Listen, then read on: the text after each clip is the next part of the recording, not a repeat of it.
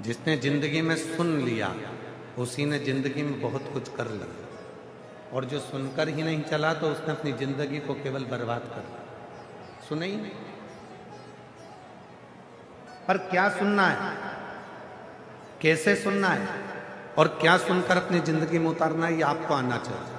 ये कोई सिखाने वाला नहीं होगा आपको कि आपको क्या सुनना है और क्या नहीं सुनना और क्या अपनी जिंदगी में उतारना। अयोध्या में एक थी मंथरा। लोग कहते हैं उसने कैकेयी की बुद्धि बिगाड़ दी। शिव महापुराण की कथा श्री रामचरितमानस का छोटा सा संवाद लेकर चलती है। ऐसा नहीं कि राम कथा शिव महापुराण में नहीं है, छोटा सा संवाद रामचरितमानस का शिव महापुराण में वर्णन आता है। एक मंथरा अयोध्या के राज्य को डिगाने के लिए मंथरा ने केवल कैकेयी के कान नहीं भरे। मंथरा सबसे पहले गई कौशल्या जी के पास। कौशल्या जी को अपशब्द कहे कैकेयी के बारे में, सुमित्रा के बारे में। जब कौशल्या जी के कानों में बात नहीं ठहरी तब वो मंथरा गई सुमित्रा जी के पास।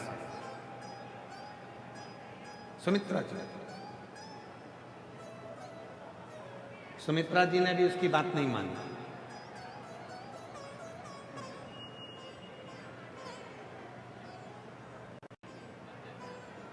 माता सुमित्रा भी उसकी बात नहीं मानी। तब वो मंथरा गई कैकेयी के पास में और कैकेयी ने उसकी बात को माना। अब देखिए जरा, मंथरा पहले कौशल्या जी के पास गई, कौशल्या जी ने बात को नहीं माना। मंथरा फिर सुमित्रा जी के पास गई, सुमित्रा जी ने बात को।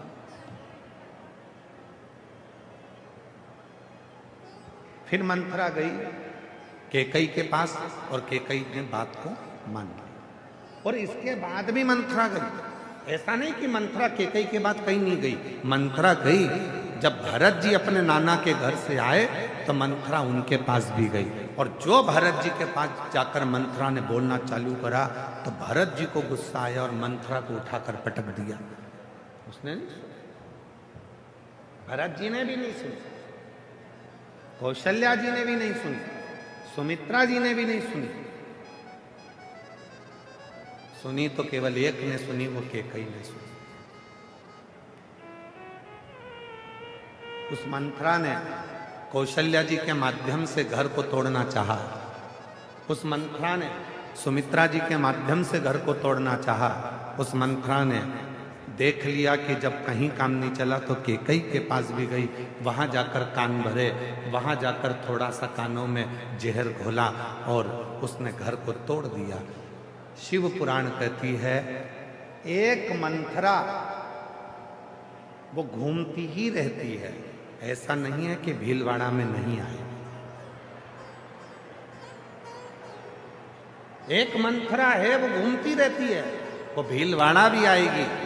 तुम्हारे घर में जितने सदस्य हैं, तुम्हारी सास है तो उसके पास भी जाएगी, जेठानी है तो उसके पास भी जाएगी, देवरानी है तो उसके पास भी जाएगी, और वो मंथरा तुम्हारे पास भी आएगी। अब मंथरा ये देखती है कि किसके माँ बाप के संस्कार कैसे हैं। कौशल्या जी के माता पिता के संस्कार समझ में आए, सुमित्रा जी के माता पिता के संस्कार समझ में आए और कैकेयी जी के माता पिता के संस्कार सामने आए।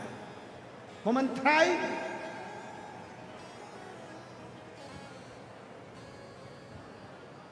मंथरा जानती थी कि कैकेयी के माता साधारण नहीं थी।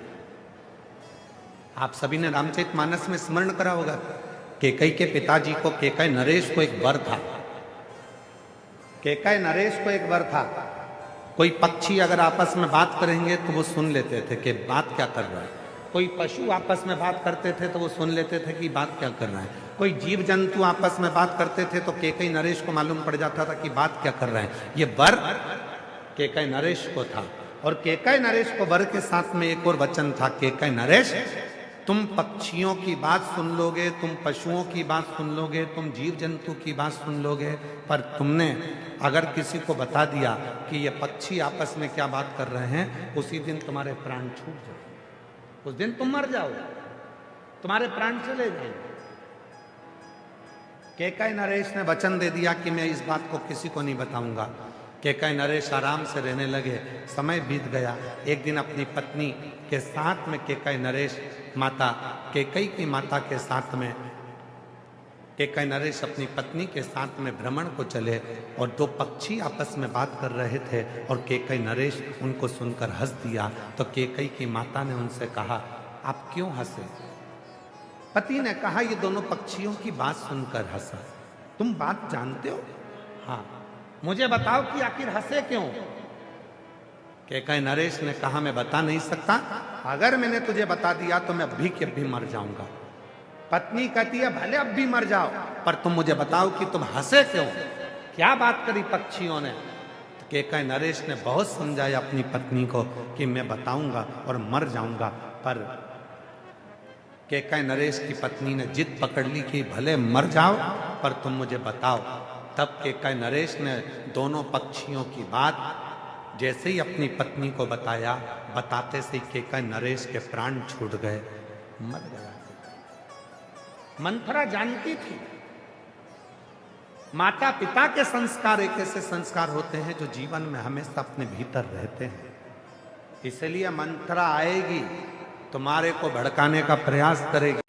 बहू तुम्हारी गलत है, सास तुम्हारी गलत है, बेटा ऐसा है, बड़े बेटे ने ऐसा कर दिया, छोटे बेटे ने ऐसा कर दिया, उसने वैसा कर दिया, उसने वैसा कर दिया। ये मंथरा धीरे धीरे धीरे धीरे स्लो पॉइजन तुम्हारे कानों में देना प्रारंभ करेगी। और याद रखना, ये तुमने जो अगर मंथरा की बात को सुन लिया तो तुम्हारा घर टूट गया, फिर वो घर संभल नहीं पाया, फिर टूट कर ही रहता, टूट ही।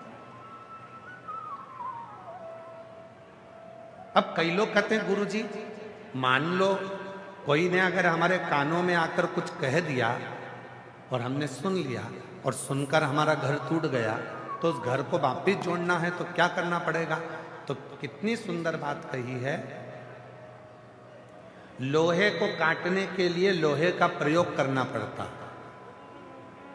रोग को मिटाने के लिए दवाइयों का प्रयोग करना पड़ता। उसी तरह अगर तुम्हारा घर दूसरों के सुनने से बिगड़ा है तो तुम्हारा घर शिव महापुराण की कथा सुनने से सुधरना प्रारंभ हो जाए। सुनने से बिगड़ा, यदि घर सुनने से बिगड़ा है तो सुनने से ही सुधरेगा। दूसरे का कहना सुना, घर बिगड़ा। अब शिव पुराण सुनो, घर सुधरेगा, घर सुधरेगा।